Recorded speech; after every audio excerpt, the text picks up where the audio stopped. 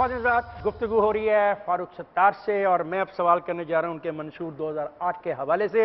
इनके मंशूर का इब्तदाइया मुत्तहदा कौमी मूवमेंट मुल्क की वाहिद सियासी जमात है जो गरीब और मतवसत तबके के अफराद पर मुश्तमिल है। फारूक सत्तार, ईमानदारी से बताइएगा, एक मतवसत मेहनती ईमानदार शख्स के असासाजात कितने हो सकते हैं? अखराजात, असासाजात 1 करोड़, 2 करोड़, 5 करोड़, 10 करोड़, कितने? यहाँ घर में मैयत पड़ी हो और लोगों से पैसे मांग के कब्र का बंदोबस्त करना पड़ता है। देखिए, मैं समझता हूँ कि जो इस वक्त कौमी असेंबली में हमारी आमदनी है 80,000 रुपये की तनख्वाह और 80,000 रुपये का जो अलाउंस मिलता है घर का, तो अगर ये मेरी अपनी चॉइस है कि मैं मिनिस्टर एनक्लेव्स में शिफ्ट नहीं हुआ और वहाँ मैंने 80,000 किराए का घर नहीं लिया, मैं 10,000 का जो अपार्टमेंट जो बाकी MNS का मैं वहीं पर रह रहा हूँ, मेरे 70,000 रुपये की बचत होती इस तरीके से। तो अगर चंद सालों में अगर मेरी ये सेविंग होती रहे, तो अगर मेरे पास चंद लाख के असासे हैं, मैंने अपना कोई मकान नहीं ख़रीदा, ना मैं बना सका हूँ, और मेरे वालिद साहब का मकान ही मुझे और मेरी 3 बहनों में जो है वो विरसे में आया है, और वो भी PIB के इलाके में 7-8 मरले का। मेरा सवाल है, तो चंद लाख ही हुए ना, ये तो चंद लाख ही हुए। अगला सवाल, आपके मंशूर 2008 में तहरीर है कि रियासती मामलात खा वो मुआशी हों या सियासी नोयत के हों, उनमें हिस्सा लेना हर शहरी का पैदाइशी हक है और इस हक के इस्तेमाल में मजहब को रुकावट नहीं बनाना चाहिए। आपने ये लिखा है? बिल्कुल लिखा है, इसमें ये दर्ज है और आप पढ़ रहे हैं उसके सामने, मैं इसको एंडोर्स करता हूँ। क्या आप सदर पाकिस्तान और वज़ीर आज़म पाकिस्तान के ओहदे पर किसी गैर मुस्लिम को फाइज करना चाहते हैं? देखें, इस सिलसिले में भी बड़ी एक इंटरेस्टिंग डेवलपमेंट हुई है, मैं बहुत मुख्तसरन बताऊंगा। ये कायदे आज़म मोहम्मद अली जिन्ना की मैं स्पीच लाया हूं जो 11 अगस्त को उन्होंने कॉन्स्टिट्यूंट असेंबली से की थी, गोया के पाकिस्तान का एक फ्रेमवर्क दिया था। आर्टिकल 2A ऑब्जेक्टिव रेजोल्यूशन को आइन का लाजमी हिस्सा बनाया गया है, जिससे पाकिस्तान की अक़लियतों के कुछ तहफ़्फ़ुज़ात हैं, तो उन्हें पाकिस्तान की मेन स्ट्रीम में पूरा कॉन्फिडेंस देने के लिए और उन्हें यह एहसास दिलाने के लिए वो बराबर के पाकिस्तानी हैं। हम ये कहते हैं कि आर्टिकल 2B के तौर पर कायदे आज़म मोहम्मद अली जिन्ना की इस तकरीर को शामिल कर दिया जाए, आर्टिकल 2B। आप इसके लिए बिल मूव कर रहे हैं? बिल्कुल बिल मूव कर रहे हैं। कब? बहुत जल्दी इंशाअल्लाह। आइन के आर्टिकल 63AC कोई गैर मुल्की सिटीजनशिप रखने वाला पाकिस्तान की असेंबली का रुकन नहीं सकता। आप इसकी हमायत करते हैं या मुखालफत करते हैं? नहीं, मैं इसकी मुखालफत करता हूँ, क्योंकि मैं समझता हूँ कि अगर समंदर पार पाकिस्तानी जो $12 बिलियन का ज़र भेजते हैं, तो हम ये समझते हैं कि वो पाकिस्तानी हैं, फ्लड हो, कर्ज उतारो, मुल्क सवार हो, उनका रोल है। अब मैं ये भी बता दूं कि पाकिस्तान की माशी बदहाली के खात्मे में भी समंदर पार पाकिस्तानी का किरदार है, उनको नहीं शामिल किया गया, और पाकिस्तान की सियासत में भी उन्हें नुमाया किरदार ना दिया गया। ऑडियंस से क्वेश्चन सहार एक बात, उन्हें इलेक्शन में हिस्सा लेने से रोका गया आइन की इस शिक की इंटरप्रिटेशन करके। तो मैं ओवरसीज पाकिस्तानियों को MK मोबिलाइज कर रही है और वो अदालत में जा रहे हैं और इसको चैलेंज कर रहे हैं जो इलेक्शन कमीशन ने हाल ही में पाबंदी लगाई है। जी सर, मेरा सवाल ये है कि आप कहते हैं कि आप कौमी मफाद के बारे में सोचते हैं, तो ये किस तरह कौमी मफाद में है कि आप एक पाकिस्तानी यूनिवर्सिटीज़ में अपने पॉलिटिकल ऑफिस खोलें, यूनिट ऑफिस खोलें और उनके स्टूडेंट्स को आप अट्रैक्ट करें और उनकी फिर मदद करें पेपर पास कराने में, जो कि इस लायक नहीं है कि वो खुद पेपर पास कर सकें?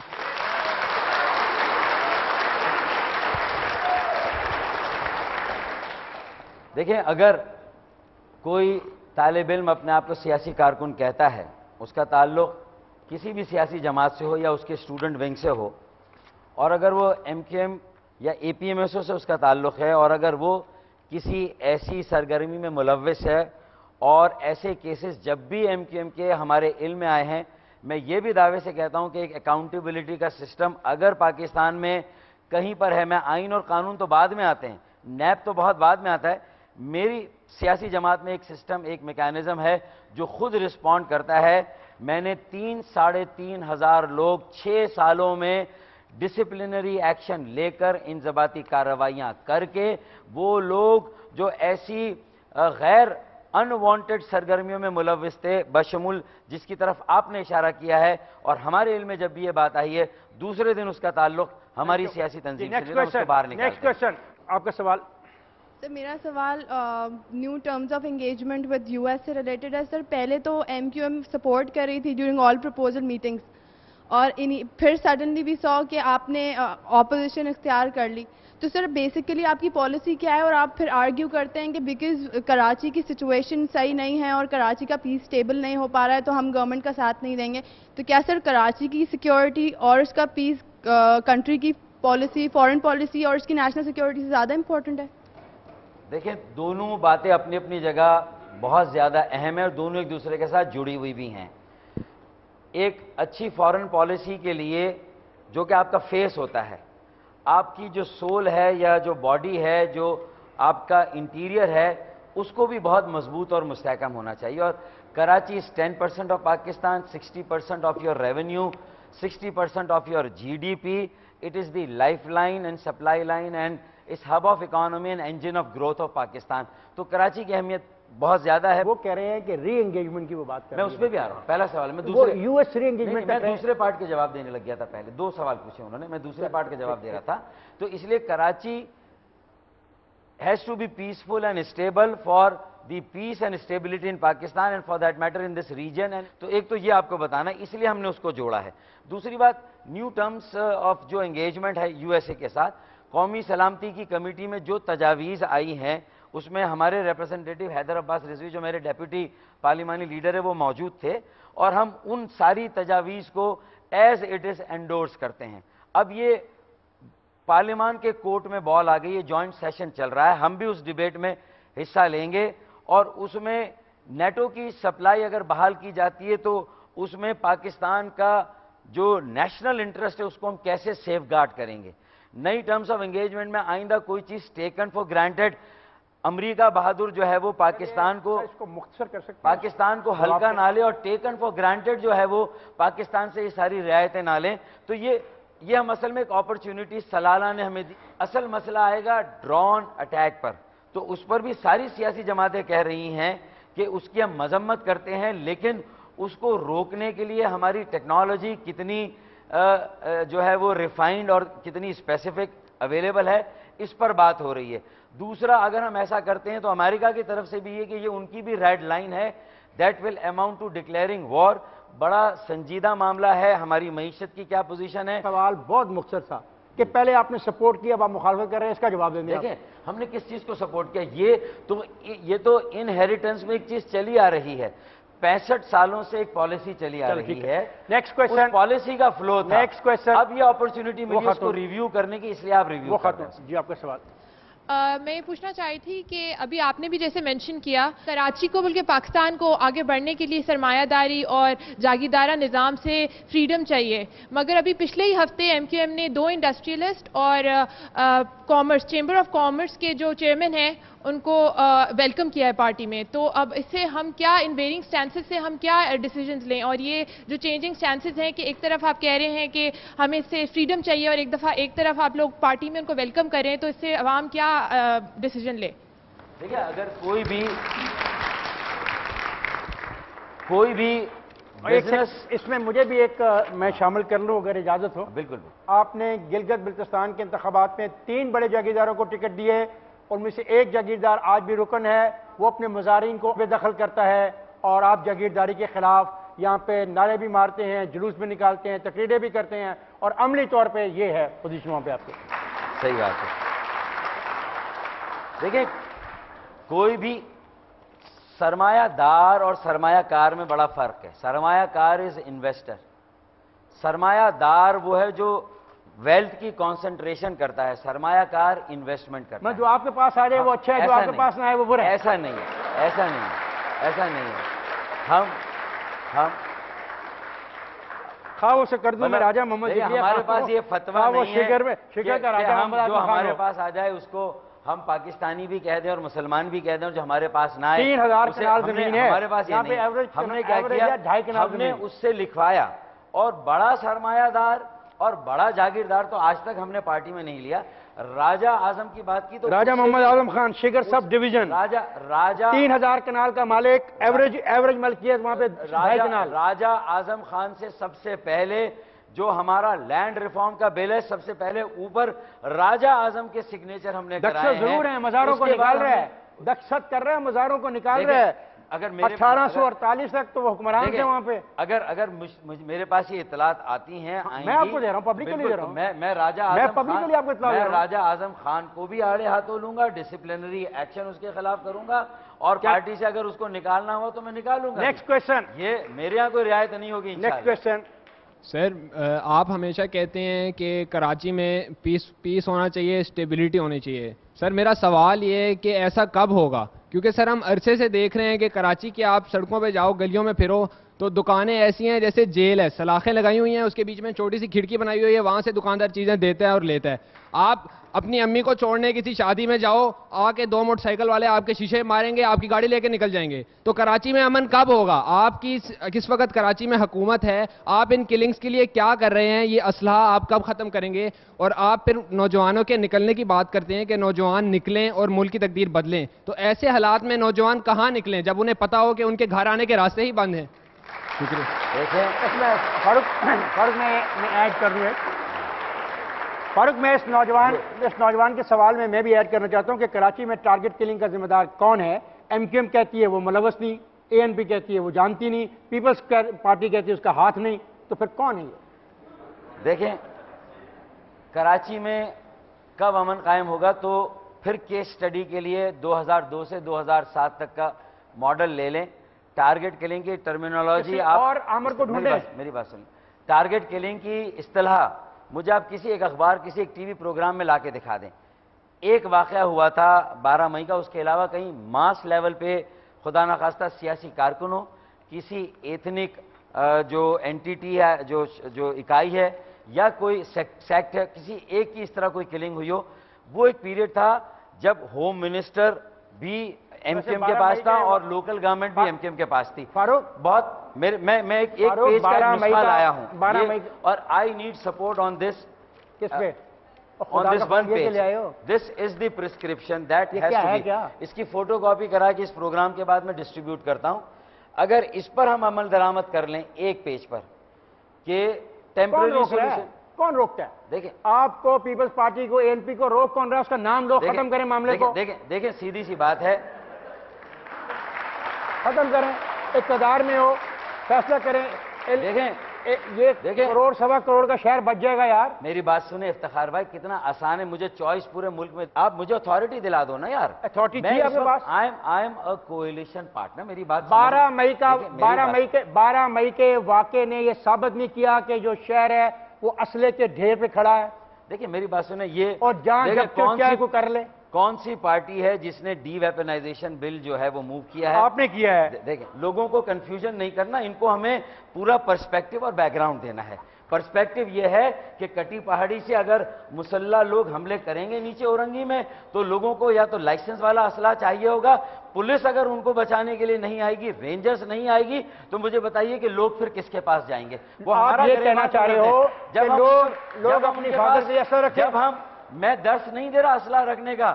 جب ہم ان کے پاس راشن لے کر جاتے ہیں, وہ 15 دن محبوس تھے, وہ وہاں پر محصور تھے. جب ہم جب راشن لے کے گئے تو کہہ رہے ہیں راشن نہیں چاہیے ہمیں, آپ اسلحہ دیجئے. آپ یہ کہنا چاہ رہے ہو پبلکلی جی کہ پاکستان پیپلز پارٹی, عوامی نیشنل پارٹی, پاکستان مسلم لیگ نواز, پاکستان مسلم لیگ قائد اعظم آپ کے اس بل کو نہیں تسلیم کر رہی اور وہ اسلحہ بھجوا رہی ہیں کراچی میں؟ دیکھیں فیوڈلز کا کیا انٹرسٹ ہے, ان سیاسی جماعتوں کا کیا انٹرسٹ ہے, اس کا جواب تو وہ دیں گے. میں تو جو سچ اور حقیقت ہے وہ عوام کے سامنے لانے کیا حقیقت کیا ہے؟ میں حکومت میں ہوتے ہوئے بھی حقیقت کیا ہے یہ کہہ رہا ہوں, کرمنل مافیا ہے. حقیقت یہ وہ نہیں مانتے نا. میری بات سنیں, حقیقت یہ نا کہ وہ نہیں, میری فاروق حقیقت یہ وہ نہیں مانتے آپ کے بل کو. دیکھیں میری بات سنیں, مجھے نہیں مان رہے جبھی تو نہیں کریں. میں کہتا ہوں اس کو لائیں, اس کو مسترد کریں, لیکن اس کو کم از کم فلور پر بحث کے لیے تو لائیں. آپ کہتے ہیں کہ ایک قوت موجود ہے جو تینوں سیاسی جماعتوں کو کراچی میں اپنی سازش کا شکار بناتی ہے. اب سوال ہے یہ کون سی قوت ہے جو تینوں سیاسی جماعتوں کو کراچی میں سازش کا شکار بنانا چاہتی ہے؟ اتنا تو بتا دو. ایک گٹھ جوڑ ہے, نیکسس ہے, لیتھل نیکسس. کون؟ Criminal mafia. میرے پاس میں نے وہ سب کے پاس یہ کرمنل مافیا ہے یا سب کے پاس ہے؟ میں نے تو کہا دیکھیں جب بھی انٹر پارٹی ڈائیلاگ ہوتا ہے میں وہ لسٹیں لے کے جاتا ہوں کہ اگر آپ کی صفوں میں کوئی کالی بھیڑ ہے میں کانفرنٹ کرتا ہوں. اے این پی کو بھی اپنے پیپلز پارٹی کے بھائیوں کو. سب کے پاس. اور میں نے کہا, میری بات سن, میں نے کہا ہے کہ یہ تو آپ کے چند لوگ ہیں, لیکن 600 کے قریب کرمنلز ایسے ہیں کراچی میں مافیا کے کہ جن کا تعلق شاید کسی پارٹی سے نہیں ہے. رحمان ملک کی جو لسٹ آپ نے فراہم کی تھی اس میں آپ کی پارٹی کے لوگ تھے جو بالکل تھے, اور میری پارٹی میں کرمنلز اگر ہیں تو مجھے جب بھی آئیڈینٹیفائی کرائے گا. میں نے ایک میکینزم سسٹم بنایا ہے, 3,500 لوگ میں نے 6 سال میں نکالے. آپ یہ کہنا چاہ رہے ہو کہ ایک مافیا ہے جس نے کراچی کو یرغمال بنا لیا ہے اور آپ بھی سارے بے بس ہو گئے ہو؟ اور اس میں میں دعوے کے ساتھ کہتا ہوں کہ میری سیاسی کوئی سرپرستی نہیں ہے. باقی سیاسی جماعتیں اپنی صفوں میں ٹٹولیں, میں ثابت کر دوں گا. میں ریکارڈ پر کہہ رہا ہوں. بریک میں چلا جاؤں؟ ہاں بالکل. فاضل صاحب میں جا رہا ہوں, بریک پہ جائے گا نہیں, میرے ساتھ رہے گا.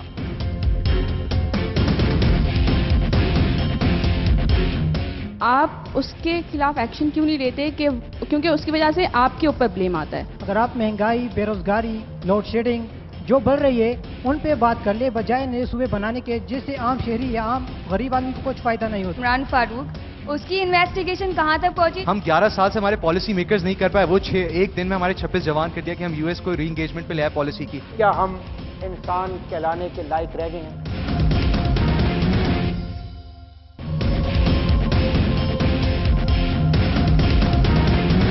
ویلکم بیک خواتین حضرات.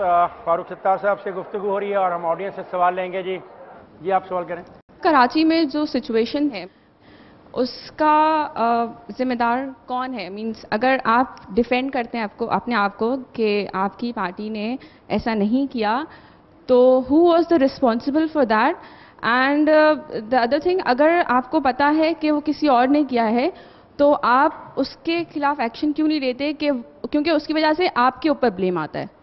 دیکھیں اصل میں ہیومن سائیکی کو بھی تھوڑا سا سمجھنے کی ضرورت ہے کہ میرا جو ٹیسٹ ہے وہ یہ ہے کہ میری پالیسی بہت دیانتداری اور ایمانداری کے ساتھ ہے نان وائلنس کی اور پیس کی. 16 اسیسینیشن ایسی ہوئی صبح ہی صبح گھر میں, ایسے دہشت گرد جو نوٹوریس ہیں وہ چھت سے کود کے لوگوں کو مار رہے ہیں. اور یہ میرا اپنا ریزیڈینشیل ایریا ہے PIV کا, جہاں میرے گھر کے 400 گز کے اندر یہ کلنگ ہو رہی ہے. میں نے ہر کلنگ پر president, prime minister, chief minister, governor, میں نے سب کو لکھا ہے. ہوم منسٹرز کو لکھا میں نے, سندھ اور جو فیڈرل ہیں. لیکن وہ ایک کلپریٹ جو کہ آئیڈینٹیفائیڈ ہے, جس کی لوگ گواہی دے رہے ہیں, اس کے باوجود اس کو کوئی روکنے والا نہیں ہے. وہ پھر آیا اور اس نے یہ کارروائی کی اور وہ وہاں پر کارروائی کر کے چلا گیا.